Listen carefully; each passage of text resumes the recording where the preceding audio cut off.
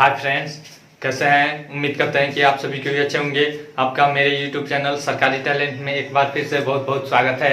आज हम मैट्रिक के 3.3 चैप्टर पढ़ेंगे। तो चलिए शुरू करते हैं। वीडियो शुरू करने से पहले नए आने वाले दोस्तों से गुजारिश है कि लाल बटन दबाकर मेरे चैनल को सब्सक्राइब कीजिए और साथ ही साथ बेल आइकन भी जरूर दबाइए। तो चलिए शुरू करते हैं।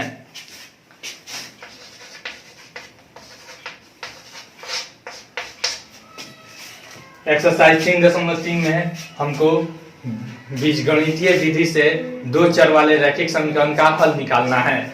इसके लिए हम पहला 3.3 का जो है उस सब्स्टिट्यूशन मेथड यानी कि प्रतिस्थापन विधि द्वारा किसी भी दो चर वाले रैखिक समीकरण के हल निकालेंगे। तो चलिए देखते हैं। सीधा हम इसको सीधे चैप्टर से समझाएंगे। तो देखिए एक्सरसाइज 3.3 का यहाँ पे है। पहला सवाल कह रहा है पहला सवाल कह रहा है x प्लस वाई बराबर 14 और फिर कह रहा है x माइनस वाई बराबर 4। किस विधि से इसे हल करना है? निम्न रैखिक समीकरण युग्म को प्रतिस्थापन विधि से हल कीजिए। किस विधि से?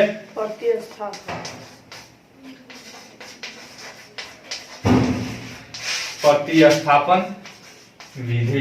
ठीक है, प्रतिस्थापन विधि से इसको क्या करना है? हल करना है। प्रतिस्थापन जैसे इसका नाम है सब्स्टिट्यूशन मेथड, उसी तरह से इसका काम भी है। यानी कि एक को दूसरे के फॉर्म में बदल कर और दूसरे में इसका क्या किया जाता है? मान रखा जाता है। इसे हम समीकरण 1 मान लेंगे और इसे समीकरण 2। अब देखिए तो यहाँ पे x बराबर क्या हो जाएगा? समीकरण 2 से यहाँ पे लिख देंगे समीकरण 2 से। यहाँ पे डायरेक्ट x माइनस वाई बराबर 4, तो x बराबर क्या आ जाएगा? 4 प्लस वाई। यह क्या हो गया हमारा? समीकरण 3। अब x का वैल्यू इसमें रख देंगे समीकरण 1 में, तो हमारा निकल जाएगा। देखिए तो अब x का वैल्यू हमने किस फॉर्म में निकाल दिया? 4 प्लस वाई, यानी कि ये y के फॉर्म में निकाल दिया कि नहीं निकाल दिया? तो अब देखिए यहाँ पे समीकरण 1 में इसका वैल्यू रखेंगे, x का वैल्यू। समीकरण 1 में x का वैल्यू यानी कि मान रखने पर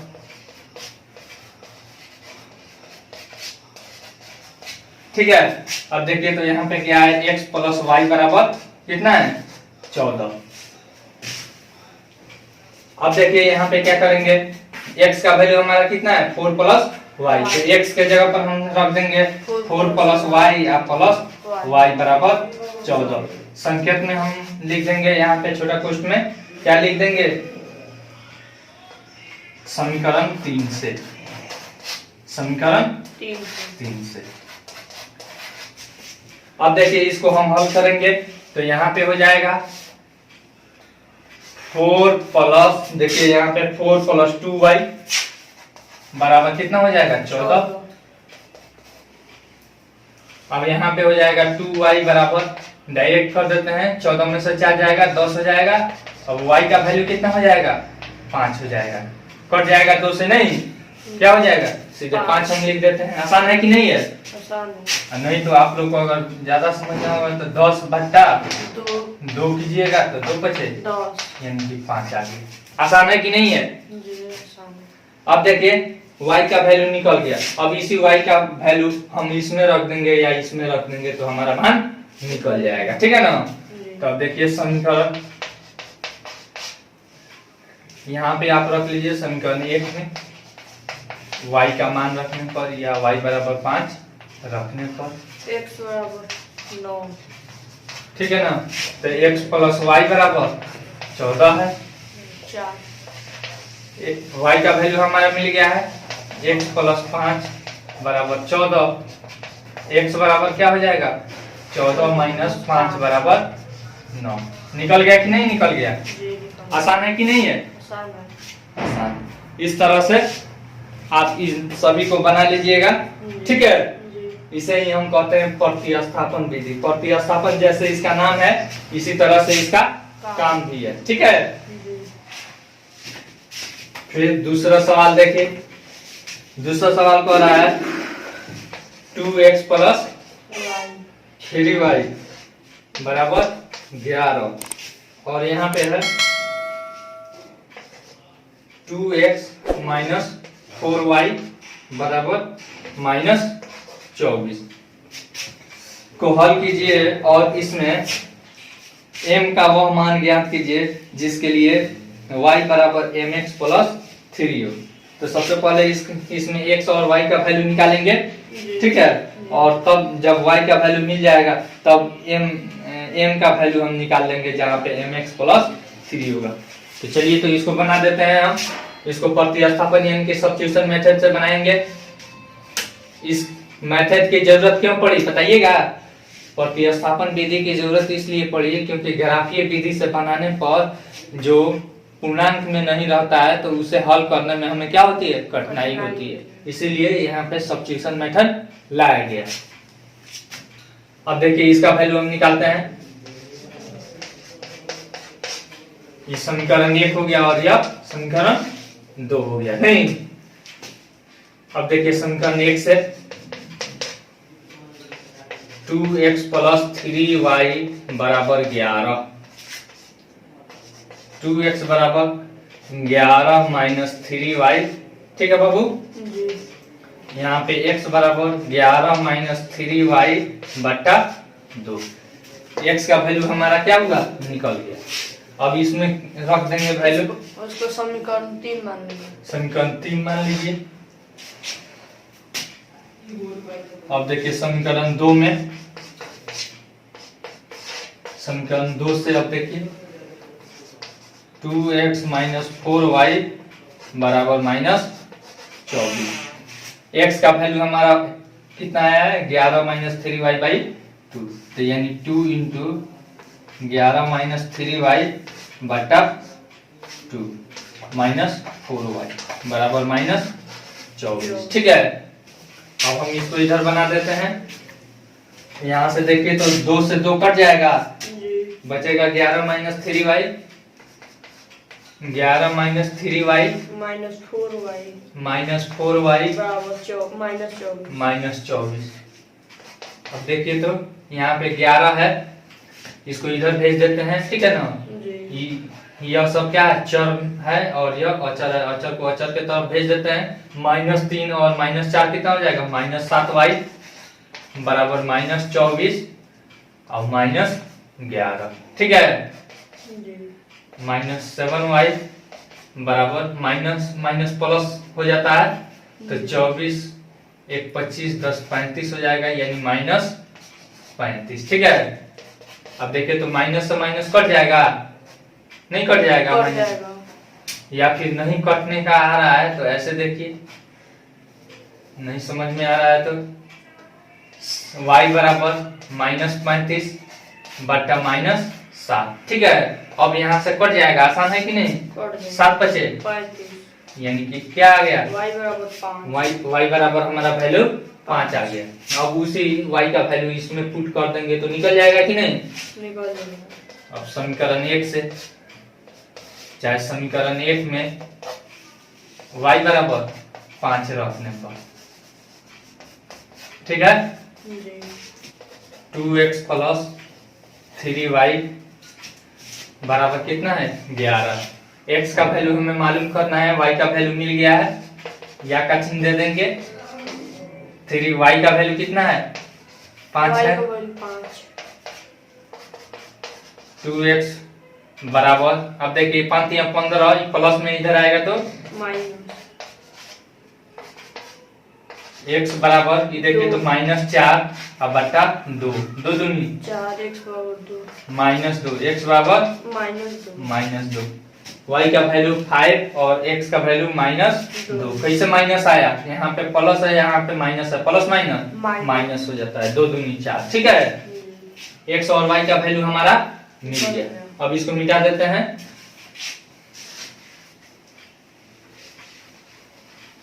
और क्या कह रहा है हमारे पास, y बराबर क्या है, mx, और क्या है बोलिए तो, y बराबर mx प्लस 3, ठीक है ना। जी तो यहाँ पे m का वैल्यू पूछ रहा है, क्या पूछ रहा है? m का। y का वैल्यू y के जगह पर रख देंगे, y बराबर कितना आया है? 5 आया है, बराबर mx है, m गुना x का वैल्यू कितना आया है? -2 -2 आया है, प्लस 3 या का चिन्ह दे देंगे। अब यहाँ पे देखिए 5 इधर आएगा तो -3 बराबर -2m हो जाएगा ना। जी अब यहाँ पे यह हो गया कितना? 2 और यह -2 है तो बच्चा -2 कर देंगे, 2 एकम 2, यानी कि m बराबर हमारा हो जाएगा कितना? 1 -1 प्लस माइनस क्या होता है? माइनस m बराबर -1 निकल गया। मिटा देते हैं, नहीं तो नहीं समझ में। m बराबर कितना आया हमारा? -1। तीसरा सवाल क्या कह रहा है? निम्न समस्याओं में रैखिक समीकरण युग्म बनाइए और उनके हल प्रतिस्थापन विधि द्वारा ज्ञात कीजिए। पहले इस क्या दे दिया है? वाक्य में दे दिया है, और फिर इसको क्या करना है? रैखिक समीकरण में बनाना है। जब रैखिक समीकरण मैथ के फॉर्म में आ जाएगा तब इसको क्या करना है? इसको प्रतिस्थापन विधि से, विलोपन विधि अभी नहीं पढ़ना है, इसके आगे पढ़ना है। अभी केवल प्रतिस्थापन दिया, प्रतिस्थापन विधि से क्या करना है? इसको हल निकालना है। तो देखिए तो कौन बना दे, सब के बारे में थोड़ा थोड़ा बता देंगे। पहला बता देते हैं, ठीक है। पहला दो संख्याओं का अंतर 26 है और एक संख्या दूसरी से तिगुनी है, उन्हें ज्ञात कीजिए। तो माना कि एक संख्या कितना हो जाएगा? माना कि एक संख्या बराबर x, ठीक है, तथा दूसरी बराबर y है, ठीक है। x y हमने मान लिया। अब क्या कह रहा है? दोनों का योग कह रहा है, नहीं ना, दो संख्याओं का अंतर 26 है। क्या कह रहा है? अंतर। तो अंतर क्या हो जाएगा? x minus y। x को हम बड़ा मान लेते हैं 26। यह हमारा क्या हो गया? समीकरण 1। अब क्या कह रहा है? एक संख्या दूसरी से तिगुनी है, तो बड़ा कौन है? ई है x, तो ई तिगुनी होगा, यानी x बराबर किससे तिगुनी है? y से तिगुनी है। तो y में 3 से गुना कर देंगे तो क्या हो जाएगा? बराबर हो जाएगा। हो जाएगा कि नहीं? यह हमारा समीकरण 2 हो जाएगा। अब तो यहाँ पे डायरेक्ट क्या करना है? पुट कर देना है डायरेक्ट x बराबर वैल्यू। अब समीकरण 1 में x का मान रखने पर, x का मान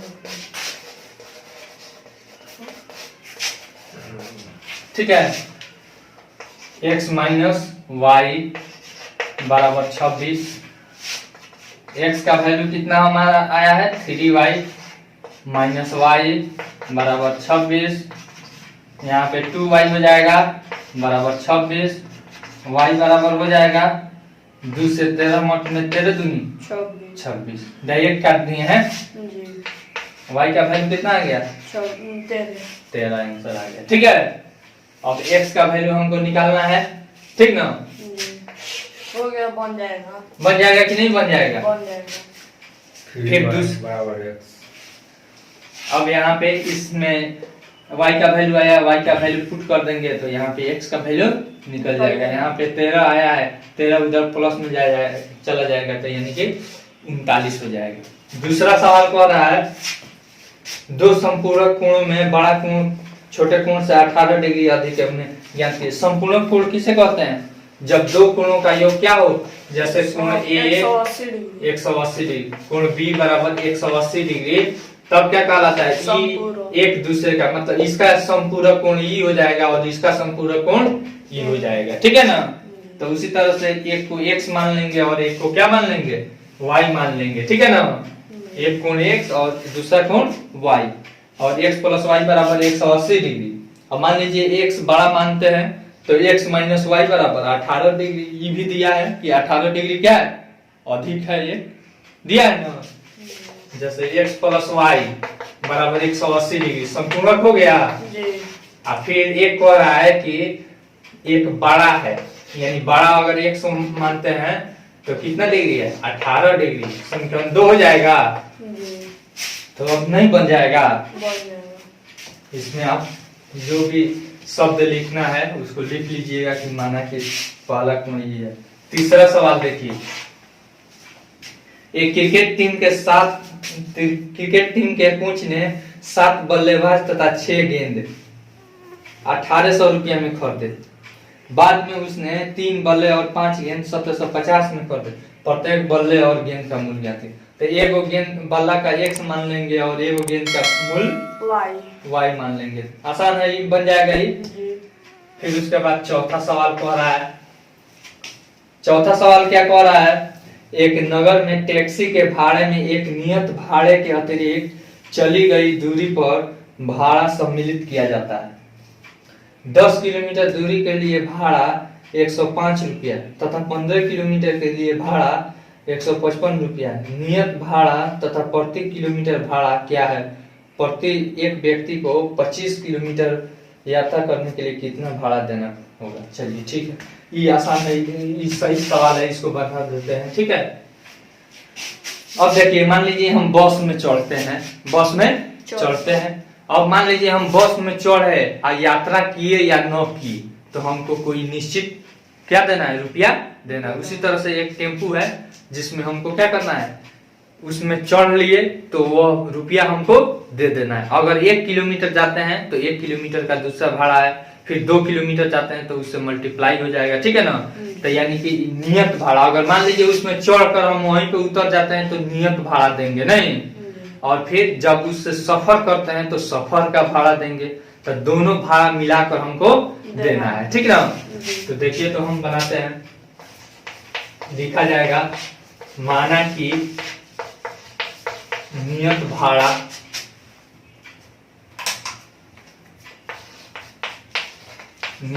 बराबर 100 रुपया। ठीक है, तथा दूरी का भाड़ा क्या है, तय की गई दूरी का, तय की गई दूरी का भाड़ा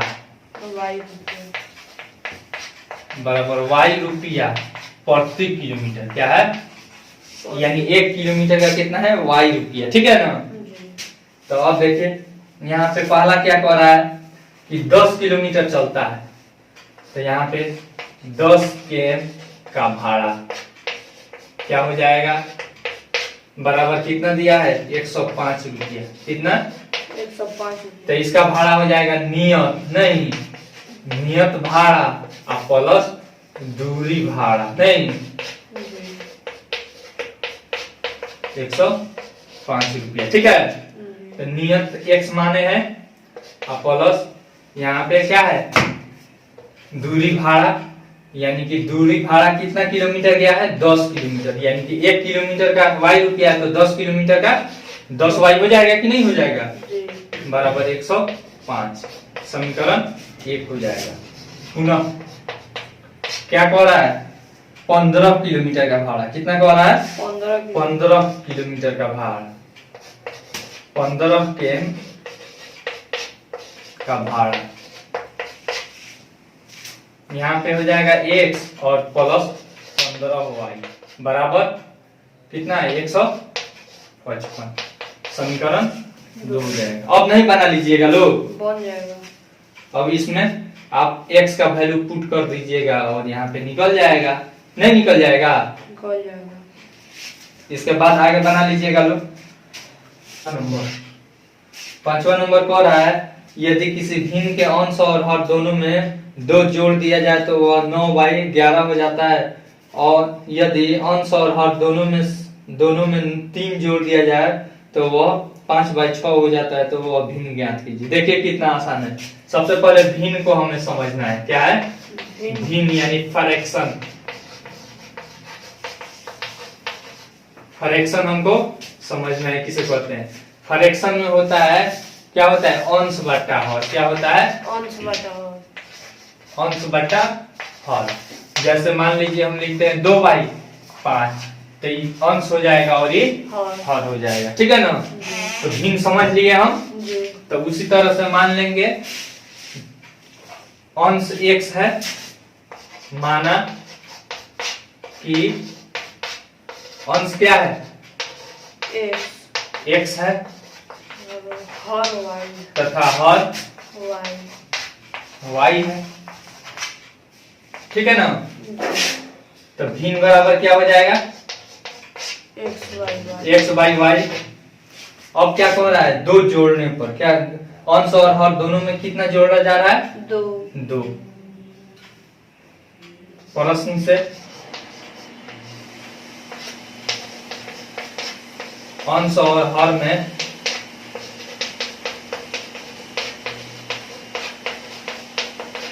दो जोड़ने पर नहीं कितना हो जाएगा, देखिए x प्लस 2 और बटा y प्लस 2 बराबर कितना हो जा रहा है, 9/11। 9/11। अब देखिए तो इसका हम निकाल लेंगे, x plus 2 into 11 cross multiplication कर देंगे बराबर 9 इंटू y प्लस 2। ठीक है ना। यहाँ पे 11x अब प्लस 22 हो जाएगा और बराबर 9y अब प्लस 18 हो जाएगा कि नहीं हो जाएगा। अब देखिए 11x और माइनस यहाँ पे y ना है, x का लिख दिए, माइनस 9y बराबर 18 माइनस 22 कितना हो जाएगा, 11x अब माइनस 9y बराबर यहाँ पे देखिए तो -4। ये हमारा समीकरण क्या हो गया, समीकरण 1 हो गया। क्या हो गया, समीकरण 1। इसी तरह से आप क्या कीजिएगा, यहाँ पे समीकरण 2 निकालिएगा। देखिए कैसे निकलेगा। अब कह रहा है कि x और y में यानी अंश और हर में कितना जोड़ रहा है, 3 जोड़ रहा है। कितना जोड़ रहा है, 3। तो कितना हो जा रहा है, 5/6। ठीक है ना। तो क्रॉस मल्टीप्लीकेशन कीजिएगा तो डायरेक्ट कर देते हैं, 6x प्लस 6 तिका 18। ऐसे तिरछा चीज होगा तो देखिए ना 6x हो जाएगा और 6 तिका 18 बराबर। देखिए तो जगह कम है इसलिए डायरेक्ट हम लिख देते हैं, यहाँ पे क्लियर लिखे हैं। अब देखिए इसको गुना करते हैं, यहाँ से 5y प्लस 15 आसान है कि नहीं। अब देखिए यहाँ पे 6x और फिर यहाँ पे क्या हो जाएगा, यहाँ पे माइनस 5y बराबर 15 माइनस 18। 6x माइनस 5y बराबर -3। ये हो जाएगा समीकरण 2। आसान है कि नहीं है, आसान है। अब जब यह हमारा समीकरण 1 और 2 निकल गया तो इसको प्रतिस्थापन यानी कि सब्स्टिट्यूशन मेथड से हल नहीं कर सकते हैं, कर सकते हैं। 6 नंबर कह रहा है 5 वर्ष बाद जैकब की आयु उसके पुत्र की आयु से 3 गुनी हो जाएगी। 5 वर्ष पूर्व जैकब की आयु उसके पुत्र की आयु की 7 गुनी थी, उनकी वर्तमान आयु क्या होगी। अब देखिए क्या मान लेंगे, माना कि जैकब की वर्तमान आयु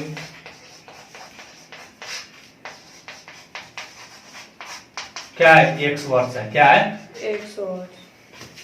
तथा उसके पुत्र का तथा पुत्र की आयु,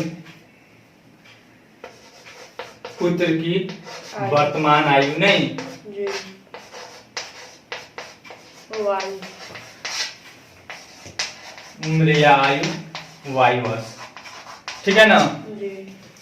अब देखिए अब ये हम मान लिए, अब कह रहा है क्या कह रहा है, 5 वर्ष पूर्व, पहले 5 वर्ष बाद, क्या कह रहा है 5 वर्ष बाद। तो 5 वर्ष बाद, 5 वर्ष बाद यहाँ पे जैकब भी यानी कि अभी हमारा 20 वर्ष है तो 5 साल बाद क्या हो जाएगा 20 प्लस 5। उसी तरह से अभी इनका आयु x है तो 5 वर्ष बाद क्या हो जाएगा x प्लस 5 यानी जैकब का इधर लिखते हैं x प्लस 5। अब क्या कह रहा है, तथा इसका क्या हो जाएगा पुत्र का y प्लस 5, यही ना होगा।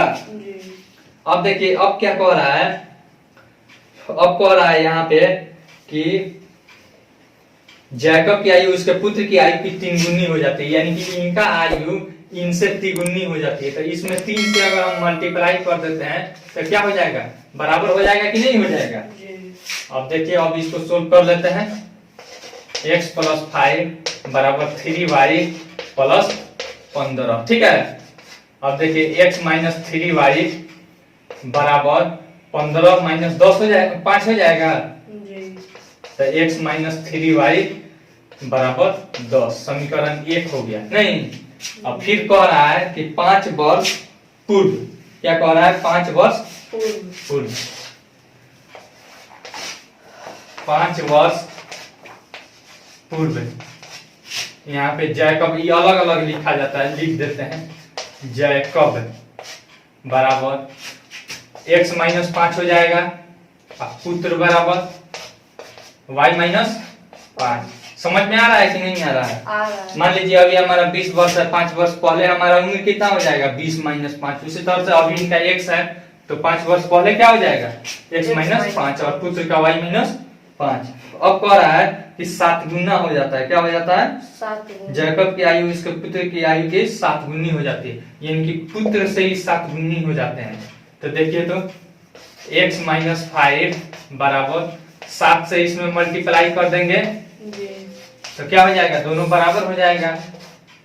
x - 5 बराबर 7y और -35, ठीक है। x - 7y बराबर -35, ठीक है। जी। और ये माइनस इधर आएंगे तो प्लस -7y बराबर -30, यह हो जाएगा हमारा समीकरण 2। ठीक है ना। इस तरह से आप इसको भी हल कर लीजिएगा। आसान है कि नहीं है, आसान है।